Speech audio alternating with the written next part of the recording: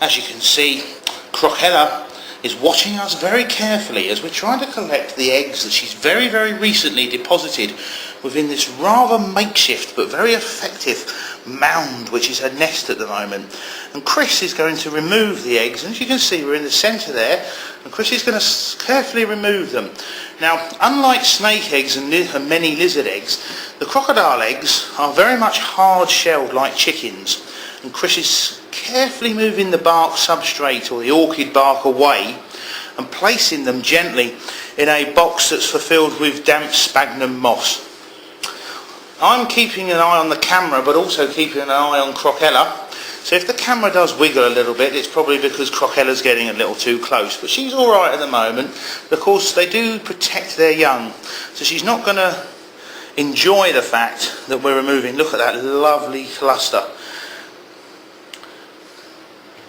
Now, after incubation of about 21 days, we'll candle these eggs, which is a method of shining a light through the shell of the egg, and we'll be looking for a black band on the egg, and if that black band is actually there, then we know that the eggs are actually fertile.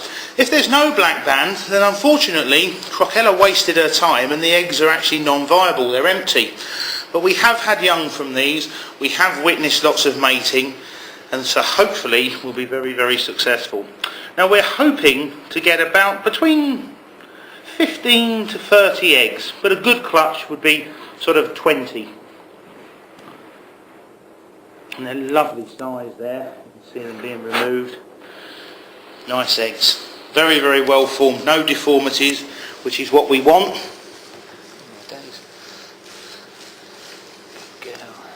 And this is a really, really exciting time for anybody interested in herpetology. Not many colleges get the opportunity to breed and support the husbandry and captive breeding of such fantastic species of the spectacled caiman like we have here. You can see that sometimes they fuse together. These haven't fused together. What often happens is after a crocodile has laid its eggs, she sometimes releases a lot of body fluid, and this body fluid keeps the eggs moist.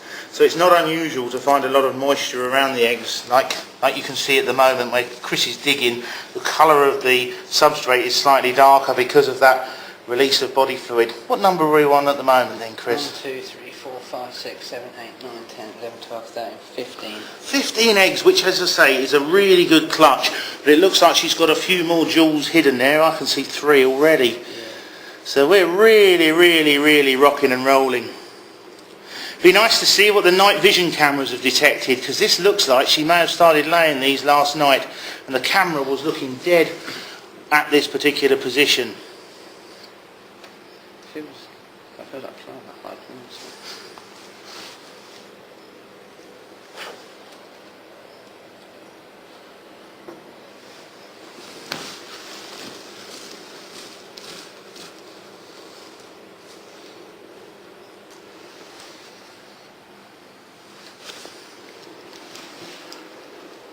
Look at all those eggs.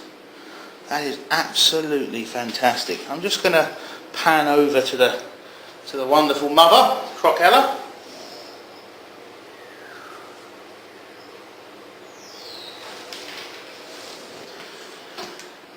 What we've decided to do is place 5 eggs back into the nest, and these 5 eggs are going to be used very much as an experiment to see if the room is maintained at an ambient temperature where the eggs are warm enough to actually self-incubate, because that certainly would be a first, because most herpetologists remove the eggs and artificially incubate them. We're going to incubate the rest of the eggs. So how many does that leave for incubation? Leave 1, 2, 3, 4, 5, 6, 7, 8, 9, 10, 11, 12, 13, 14, 15, 18. So 18 are going to be artificially incubated, and these 5 Chris is going to cover up, and then she can do what nature requires her to naturally do. And we'll leave her be. And hopefully they will be successful in hatching as well. Okay then folks, we're just placing the eggs collected that are being artificially incubated and popping them in this Zoomed incubator. and they're being bedded on vermiculite, which is moist. It has been moistened with water, sprayed with water. There's a water cask in the middle, so then it helps with evaporation and humidity in the air, and they're being covered with the sphagnum moss to keep the eggs nice and moist, to help humidity and development. And they're incubated at between 31 and 32 degrees, which then you should get a mixture of both male and females, because obviously you can determine the eggs with these, determine the sex with these particular crocodilians by the temperature that you actually incubate the eggs. And we like to play as naturalistic as possible and incubate them where you may get a selection of the sexes. So we place the lid on, and then fingers and toes crossed.